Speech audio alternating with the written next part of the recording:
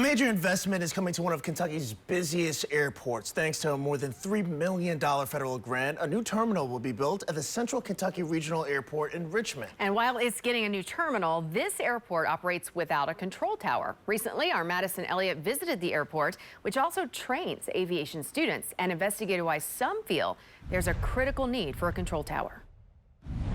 The Central Kentucky Regional Airport is home to Eastern Kentucky University's aviation program. This is where students come to train. But with the growth of the airport and the program itself, they're now looking to add an airport control tower. What's this right here? EKU Chief Flight Instructor Sean Howard is training the next generation of pilots at Kentucky's only four-year aviation program. What in the world is up with that? EKU Junior Milo Headcamp is in the program. Do you guys have one of those fancy fuel sticks? We do have a fancy. Because I'm supposed to be getting you some more of those.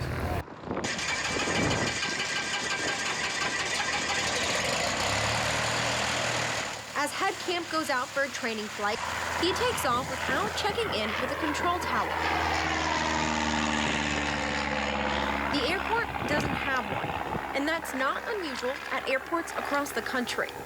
The FAA says there are more than 19,600 airports in the U.S. between public and private airports, but there are only 520 towers.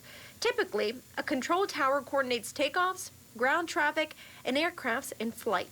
At non-towered airports, like here in Richmond, pilots talk over the radio using a CTAF. Skyhawk, 1 Whiskey Uniform asserting extended crosswind for runway 18. Which stands for Common Traffic Advisory Frequency.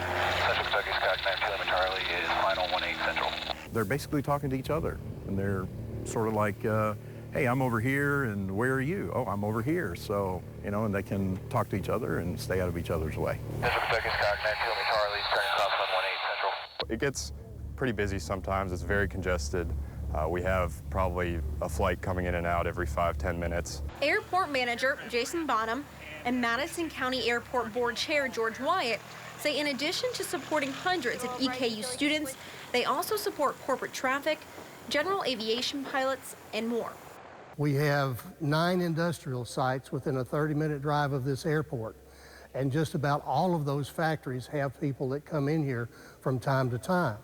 They say they did just shy of 50,000 operations last year, and a tower would add an extra layer of safety. It would help. It would be like a supervisor on the playground, if you will, that they would be able to coordinate the activities.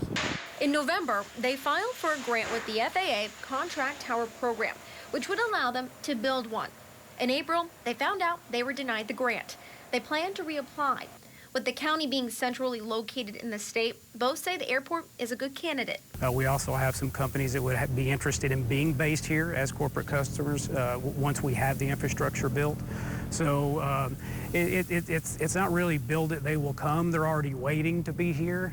Bonham says he and the board have worked closely over the past 13 years to expand the airport, and they hope a tower is the next step. It's growth for the community, it's growth for the university, economic growth for the local region as well. Kentucky Skyhawk 9 Charlie is turning final. As for students, they currently go next door to Lexington to practice communicating with the tower, but Headcamp hopes one comes here too. But when you have somebody there to coordinate traffics, takeoffs, landings, and taxiing, it makes it a little bit easier for us. Central Kentucky Regional Airport, helicopter 640 Mike Alpha, we're about 9 miles to the... In Richmond, Madison Elliott, WLKY News. Thank you, Madison. And if the FAA approves the grant next year to build a control tower, it will still take probably 2 or 3 years to get it up and operating. A $10 million